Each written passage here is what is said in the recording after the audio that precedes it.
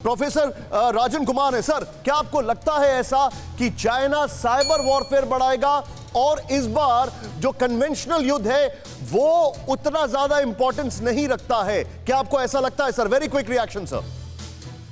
जी बिल्कुल, क्योंकि देखिए चाइना और भारत दोनों न्यूक्लियर कंट्री हैं और अभी तक का इतिहास जो हम पढ़ाते हैं उसमें हम देखते हैं कि दो न्यूक्लियर कंट्री कभी भी फुल फ्लेजेड वॉर में नहीं जाता है। तो वो प्रॉक्सी वॉर, साइबर वॉर इसकी बात करता है। और जो हमारे डिप्लोमेटिक जिस ढंग के इनिशिएटिव चल रहे हैं, अभी आपने सुना होगा कि हमारे जो फॉरेन मिनिस्टर हैं वो रशिया जाने वाले हैं, वहां पे उनकी मुलाकात चीन के डिप्लोमेट से हो सकती है। तो सारी तैयारियां हैं कि युद्ध की संभावना नहीं बने और दोनों देश नहीं चाहते हैं। यह सच है कि आपने सही कहा बिल्कुल कि चाइना की पॉलिसी काफी एग्रेसिव है, लेकिन जिस ढंग की डिप्लोमेसी चल रही है उसमें मुझे नहीं लग रहा है कि कोई युद्ध की संभावना बन रही हो दोनों देशों के बीच। आप ये कह रहे हैं, मैं आपकी इस बात को आगे बढ़ाऊंगा। मेरे साथ फॉर्मर डिप्लोमेट है, मैं उनके पास जाऊंगा, लेकिन अपने दर्शकों को यह बताना जरूरी है कि अक्टूबर ही क्यों। आइए सीधे चलते हैं बिग वॉल पर।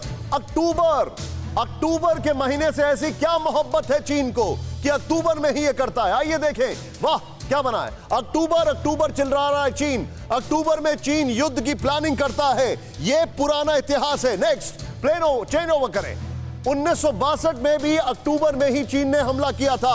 ये देखें, ये एक और फैक्टर हमारे सामने। चेंज करें, इंपॉर्टेंट है। ये देखें, अक्टूबर में मौसम ठंड के बावजूद बेहद साफ होता है। उसको कैंपिंग एरिया भी कहते हैं, कैंपिंग वेदर भी कहते हैं। ठंड के बावजूद साफ मौसम होता है। नेक्स्ट चेंज ओवर करें। चीन के लिए अक्टूबर महीना में कैंपिंग सीजन है, अगर कहा जाए ये उनके लिए एडवांटेज होता है। नेक्स्ट चेंज ओवर करें, ये इंपॉर्टेंट है। अक्टूबर में उफनती नदियां शांत हो जाती हैं, नदी नाले शांत हो जाते हैं। इसमें जरा जूम इन करें प्लीज। अक्टूबर में उफनती नदी नाले शांत हो जाते हैं, ये इंपॉर्टेंट है, समझें आप इसको।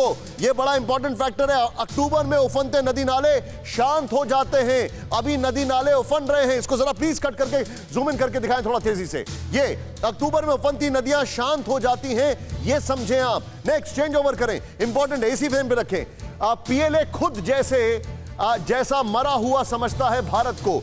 अब ये एक और बात है, क्या होता है अक्टूबर में उसको लगता है कि भारत के सैनिक लंबा नहीं झेल सकते, ठंड नहीं झेल सकते, ये सोचता है। नेक्स्ट चेंज ओवर करें, वो इंपॉर्टेंट है। चीनी सैनिक कभी भी लंबा युद्ध नहीं कर सकते, ये सबको पता है। तो जैसे ही ठंड ज्यादा आती है उनको लगता है भारतीय सैनिक भी डर जाएंगे। नेक्स्ट चेंज ओवर करें, वो इंपॉर्टेंट है। ये माफी चाहूंगा इस टेक्निकल ग्लिच के लिए। मैं सीधे चलूंगा, मेरे सहयोगी मौजूद हैं, अभिषेक उपाध्याय। अभिषेक, 1962 में हमारे पास असला नहीं था, 1962 में हम तैयार नहीं थे। वही ग्राफिक्स यहां पर प्ले करें जरा। 1962 में बहुत सारी दिक्कतें थी, अभी क्या फर्क आ गया है? वेरी क्विकली समझाएं मुझे।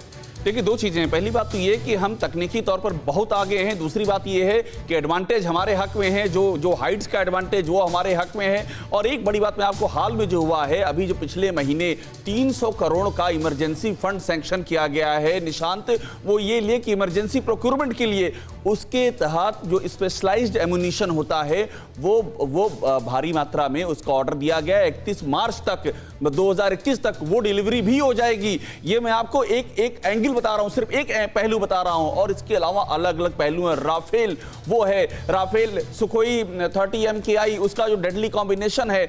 और सबसे बड़ी बात है भारत का, जो इससे आगे बढ़िए भारत का आज की तारीख में जो भारत का ग्लोबल अलायंस है वो बहुत महत्वपूर्ण होता है। और उस ग्लोबल अलायंस में अमेरिका भी है, रूस भी है, दोनों ध्रुव जो है ताकत के, ये दोनों ही ध्रुव भारत के साथ में अलाइंड है। और ये हालत जो है, जो आज भारत की है, ये बहुत बड़ा चीन के सामने बहुत बड़ा चैलेंज है। और यही चीजें हैं जो साइकोलॉजिकली उसे परेशान कर रही हैं।